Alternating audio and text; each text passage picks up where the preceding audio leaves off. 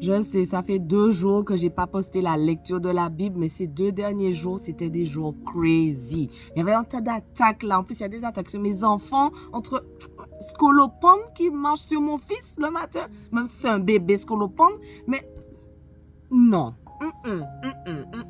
Mais en tout cas, nous, on va continuer notre défi. Par contre, pour mon fils, ne vous inquiétez pas, j'ai pu le tuer. Moi, j'ai pu le tuer. Il a rien eu. Mais ça, j'ai trouvé ça un petit peu trop fort pour moi. Non, on va pas laisser passer ça. Anyway, on continue. On est dans le défi lecture de la Bible de l'aurore au crépuscule. On lit la Bible de la Genèse à l'Apocalypse, 10 minutes tous les jours. Et on va commencer donc le livre de Joël aujourd'hui. Donc, rejoins-nous. Merci Seigneur vraiment parce que tu es souverain, tu es protecteur.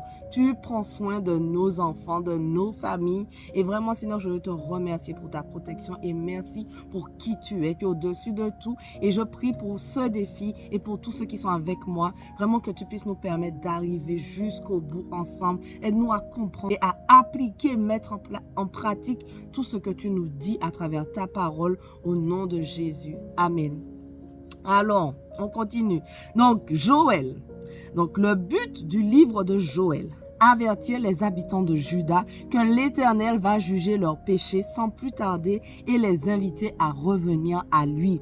Donc, l'auteur, c'est Joël, fils de Pétuel. Et les destinataires initiaux, c'étaient les Judéens habitants du royaume du Sud. Le verset clé, c'est « Maintenant encore, déclare l'Éternel, revenez à moi de tout votre cœur avec des jeûnes, avec des pleurs et des lamentations. Déchirez vos cœurs et non vos habits et revenez à l'Éternel, votre Dieu, car il fait grâce. Il est rempli de compassion, lent à la colère et riche en bonté et il regrette le mal qu'il envoie. » Voilà, donc ça c'est un petit résumé, une petite introduction du livre de Joël. Comme j'ai dit dans ma Bible d'études, n'oubliez pas qu'elle est à gagner dans le jeu concours qui est toujours d'actualité. N'hésitez pas à aller jouer si ce n'est pas encore le cas. Il y a beaucoup d'informations, il y a beaucoup de faits historiques, d'applications, d'explications pour se mettre dans le contexte pour mieux comprendre la lecture. Voilà, donc là, c'était une petite, une longue intro. Donc là, on peut enfin commencer Joël 1. Parole de l'Éternel adressée à Joël, fils de Pétuel. Écoutez ceci, anciens, prêtez l'oreille, vous tous habitants du pays. Est-il déjà arrivé quelque chose de pareil durant votre vie ou celle de vos ancêtres? Racontez-le à vos enfants, que vos enfants le racontent à leurs enfants et leurs enfants à la génération qui suivra. Ce qu'a laissé la chenille, la sauterelle l'a dévoré. Ce qu'a laissé la sauterelle, le grillon l'a dévoré. Ce qu'a laissé le grillon, le criquet l'a dévoré. Ça bien, voilà. Voilà. Réveillez-vous, ivrognes, et pleurez. Vous tous buveurs de vin, lamentez-vous, parce que le vin nouveau vous est enlevé de la bouche. En effet, un peuple est venu fondre sur mon pays. Il est puissant et innombrable. Il a les dents d'un lion, les mâchoires d'une lionne. Il a dévasté ma vigne. Il a ravagé mon figuier. Il l'a dépouillé, abattu. Les rameaux de la vigne ont blanchi. Lamente-toi comme la jeune femme qui s'habille d'un sac pour pleurer le fiancé de sa jeunesse. Les offrandes végétales et liquides ont disparu de la maison de l'Éternel. Les prêtres, les serviteurs de l'Éternel sont dans le deuil. Les champs sont dévastés, la terre est attristée car les blés sont détruits, le vin nouveau est perdu, l'huile est desséchée, les laboureurs sont consternés, les vignerons se lamentent à cause du blé et de l'orge parce que dans la moisson des champs est perdue. La vigne est desséchée, le figuier est flétri, le grenadier, le palmier, le pommier, tous les arbres des champs sont desséchés, la joie a cessé parmi les hommes. Prêtres, couvrez-vous de sacs et pleurez. Lamentez-vous, serviteurs de l'autel. Venez passer la nuit habillés de sacs, serviteurs de mon Dieu, car les offrandes végétales et liquides ont été retenues loin de la maison de votre Dieu. Proclamez un jeûne, une assemblée solennelle. Rassemblez les anciens, tous les habitants du pays, dans la maison de l'Éternel, votre Dieu, et criez à l'Éternel. Quel jour terrible! Oui, le jour de l'Éternel est proche. Il vient comme une dévastation décidée par le Tout-Puissant. La nourriture n'est-elle pas enlevée sous nos yeux? La joie et l'allégresse n'ont-elles pas disparu de la maison de notre Dieu?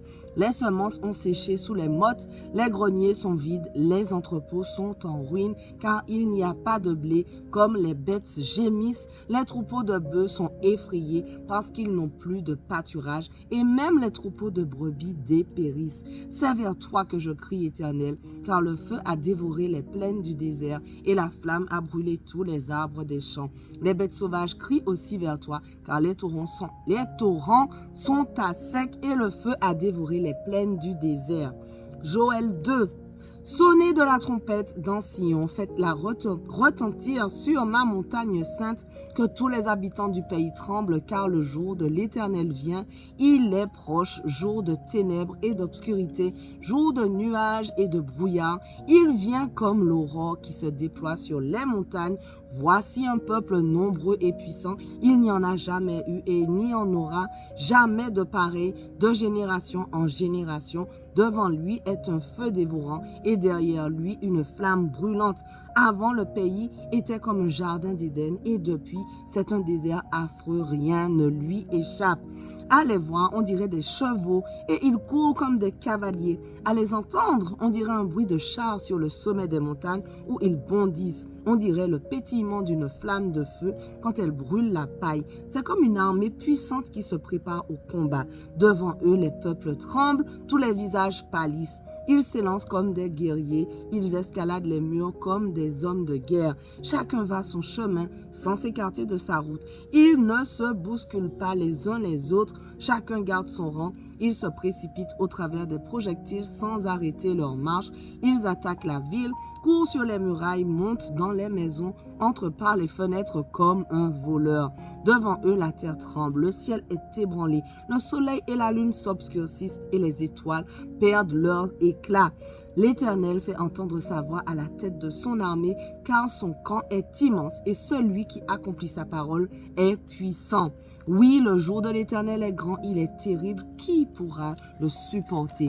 Maintenant encore, déclare l'Éternel, revenez à moi de tout votre cœur avec des jeûnes, avec des pleurs et des lamentations. Déchirez votre cœur et non vos habits, et revenez à l'Éternel votre Dieu, car il fait grâce, il est rempli de compassion, lent à la colère et riche en bonté, et il regrette le mal qu'il envoie. Qui sait, peut-être regrettera-t-il encore et laissera-t-il après lui la bénédiction des offrandes végétales et liquides pour l'Éternel votre Dieu. Sonnez de la trompette dans Sion, proclamez un jeûne, une assemblée solennelle, rassemblez le peuple, formez une sainte réunion, rassemblez les vieillards, rassemblez les enfants, même les nourrissons, que le jeune marié sorte de son foyer et la jeune mariée de sa chambre. Qu'entre le portique et l'autel, les prêtres pleurent, les serviteurs de l'Éternel, qu'ils disent, l'Éternel épargne ton peuple.